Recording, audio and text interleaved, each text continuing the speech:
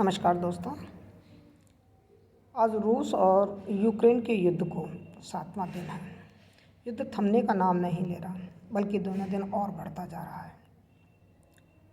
तमाम देश की तथाकथित प्रगतिशील बिरादरी, नेटो, अमेरिका युद्ध में छींटे मारने के बजाय, ठंडे पानी के छींटे मारने के बजाय और आग में घी डाल रहे हैं, दिनों दिन भड़का रहे हैं।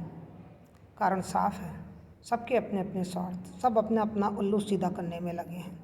किसी को भी परवाह नहीं है मानवता का क्या होगा, किसी को परवाह नहीं है दुनिया किस तरीके से थर्ड वर्ल्ड वार की तरफ जा रही है। इसके जो कारण आपको दिखाई दे रहे हैं ना, वो तो हैं ही। इसके पीछे कई छिपे एजेंडे हैं और उनमें से एक छिपे एजेंडे के बारे में आज मैं आपसे बात करने जा रही हूँ। वो एजेंडा है अमेरिका की गिरती अर्थव्यवस्था। अमेरिका की अर्थव्यवस्था का लगभग 50% हथियारों की फैक्ट्रियों से या जो युद्ध की सामग्रियां बनाई जाती हैं उससे अर्थव्यवस्था की आय होती है 50% से ज़्यादा। और अधिकांश लोगों को वहाँ इन्हीं उद्योगों में जो मौत के सौदागर हैं उसी में उनको रोज़गार मिला हुआ है। लेकिन पिछले कुछ वर्षों से कुछ देशों की समझदारी से उनके हथियारों की, उनकी युद्ध सामग्री की डिमांड दुनिया में घटती जा रही थी। अर्थव्यवस्था उनकी कमज़ोर होती जा रही थी, जिसके माध्यम से वो एक मोटी रकम कमाते थे और पूंजीपति राष्ट्रों का सरगना बन के बैठा था अमेरिका। बेरोज़गार होते जा रहे थे लोग। वहाँ की जो ये आर्म एनिमेशन की जो लॉबी है उसका ज़बरदस्त प्रेशर अमेरिकी सरकार पे पड़ रहा था कि किस तरीके से डिमांड बढ़ाई जाए। और अमेरिका ये कुचक्र रचता ही रहता है। मैं केवल अमेरिका का भी नाम क्यों लूँ, जो भी महाशक्तियाँ हैं वो ये कुचक्र रचती रहती हैं। अमेरिका का फ़िलहाल जो मंसूबा था, जो उसकी दाल अब एशिया में तो गली नहीं। भारत पाकिस्तान को लड़ा के भी उसने बहुत कमाया है, खूब हथियार बेचे हैं अपने। लेकिन अभी मोदी ने बड़ी समझदारी से काम लिया और कोई युद्ध की नौबत नहीं आने दी, ना चीन के साथ आने दी और ना पाकिस्तान के साथ आने दी। अब अमेरिका को कोई तो मुर्गा चाहिए था, कोई तो बकरा चाहिए था, कोई तो नरम चारा चाहिए था, कोई तो हॉट डॉग चाहिए था जहाँ वो अपने हथियारों को बेच सके। और वो हॉट डॉग, वो नरम चारा, वो बकरा उसे यूक्रेन के रूप में मिल गया। क्योंकि यूक्रेन बहुत दिनों से रूस के साथ अपनी सीमा के कारण विवादों में फंसा हुआ है। वो अपनी शक्ति को मजबूत करना चाह रहा है।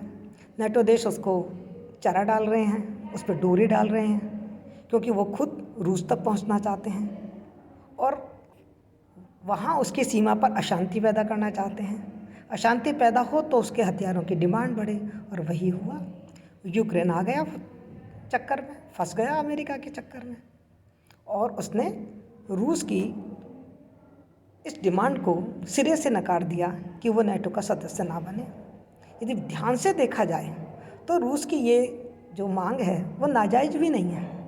यदि हमारे बिल्कुल अभी रूस के जो मंत्री हैं अभय सिंह जी, उन्होंने यही कहा है कि यदि चाइना हमारे बांग्लादेश में कोई सैनिक अड्डा बनाए तो क्या भारत बनाने देगा? क्या भारत उसका विरोध नहीं करेगा? क्यों नेटो देश, क्यों अमेरिका देश रूस तक पहुंचना चाहते हैं? और यूक्रेन उसका सीधा साधा सा रास्ता है, क्योंकि यूक्रेन की सीमा तो रूस से लगी हुई है, तो उन्हें मालूम था कि रूस इसका विरोध करेगा। उन्होंने यूक्रेन को खूब भड़काया, और यूक्रेन के जो प्रधानमंत्री हैं, जो राष्ट्रपति हैं जेलेंस्की, वो इस बात पे अड़े हुए हैं, नेटो से अपनी नज़दीकियाँ बढ़ाते जा रहे हैं। बस मिल गया मौका अमेरिका को अपने हथियार बेचने का। हम देख ही रहे हैं अब इस युद्ध से न केवल यूरोप में बल्कि पूरी दुनिया में हथियारों की मांग बढ़ रही है, क्योंकि सबको थोड़ा थोड़ा सा डर हो रहा है। सब इस माहौल को देख के डरे हुए हैं। सबको लग रहा है हम अपनी जो हमारा रक्षा पंक्ति है, जो हमारा सैनिक क्षमता है, उसको हम बढ़ाएं। आप देख रहे हैं जापान तक में ये मांग आने लगी कि हमारे यहाँ न्यूक्लियर जो हथियार हैं उनको तैनात किया जाए। तो सारी दुनिया के दिमाग में सब तरफ से बात हटके सिर्फ एक तरफ लगी हुई है कि हम अपनी रक्षा पंक्ति को मजबूत करें, अपनी मिलिट्री को मजबूत करें। और इसके लिए वो क्या करेंगे? हथियार खरीदेंगे। बन गया अमेरिका का काम। बस यही चीज़ है। इस युद्ध के पीछे सबसे बड़ी जो कारण है वो यही है कि अमेरिका अपनी अर्थव्यवस्था को ऊंचाइयां देने के लिए कत्लेआम करा रहा है। तो थोड़ा सा हम भी सोचें, हम भारतीयों को भी सोचना है, हम पाकिस्तान के लोगों को भी ये सोचना है, और भारत में रह रहे हिंदू मुसलमानों को भी ये सोचना है, सबको सोचना है। हमें इन महाशक्तियों का शिकार नहीं बनना है, इनका नरम चारा नहीं बनना है। हमें अपनी जो प्रॉब्लम्स हैं उनको आपस में ही सॉल्व करना है। यही महाशक्ति हैं जिन्होंने हमें हिंदू मुसलमान कह के खूब लड़वाया, और भारत पाकिस्तान के तनावों को कभी ख़त्म ही नहीं होने दिया, कभी डिज़ोल्व ही नहीं होने दिया, जबकि हम दोनों आपस में मिलकर समस्या का बड़ा अच्छी तरह से समाधान कर सकते थे। लेकिन यदि कर लेते तो इनके हथियार कौन खरीदता, इनकी युद्ध सामग्रियों को कौन खरीदता। और ये जो आज बने बैठे हैं बड़े बड़े पूंजीपति महाशक्तियाँ, बड़े बड़े धनी देश बने बैठे हैं, ये बने किस बल पर हैं?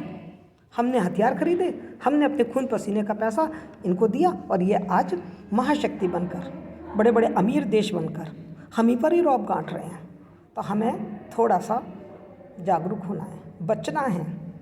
बस मेरा आपसे यही निवेदन है। यदि आपको मेरी जानकारी पसंद आई है तो प्लीज़ इस वीडियो को इतना शेयर करें कि भारत का बच्चा बच्चा ये समझ जाए कि हमें आपस में लड़ना नहीं है, किसी भी देश के साथ हमें कोई बैर भावना या विवाद नहीं रखने हैं, बल्कि उनको आपसी समझदारी से हमको सुलझा लेना है। किसी तीसरे को नहीं आने देना है बीच में। तो कहानी सुनिए ना, 2 बिल्लियों के बीच में बंदर ने कैसा फ़ायदा उठाया था।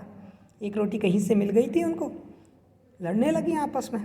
बंदर को मज़ा आ गया, वो आ गया, उसने रोटी के 2 टुकड़े किए जानबूझ के, एक थोड़ा बड़ा एक छोटा, तराजू में तोलने लगा। जो बड़ा था उसका थोड़ा टुकड़ा तोड़ के खुद खा गया, फिर दूसरा वाला बड़ा हो गया, उसका टुकड़ा तोड़ के खुद खा गया। जानते हैं ना आप इस कहानी को? यही तो कर रहा है अमेरिका। और हमारे देश की सरकार है, हम जो पिछड़े और तीसरी दुनिया के जो लोग हैं, हमारी सरकार है, उनको मोटा मोटा कमीशन मिलता है इन शस्त्र व्यापारियों से, और उसके चक्कर में ये शांति स्थापित नहीं होने देते देशों के बीच में।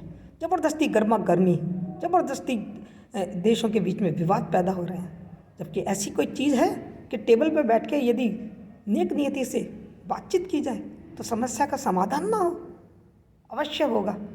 हम आम जनता को अब थोड़ा जगना है और जागरूक होना है, और सोशल मीडिया के माध्यम से ये चीज़ इतनी फैलानी है कि बच्चा बच्चा ये समझ जाए कि सरकार भी फिर कोई ऐसे मुद्दे ना उठा पाए जो युद्ध की स्थिति बन जाए। Thank you so much.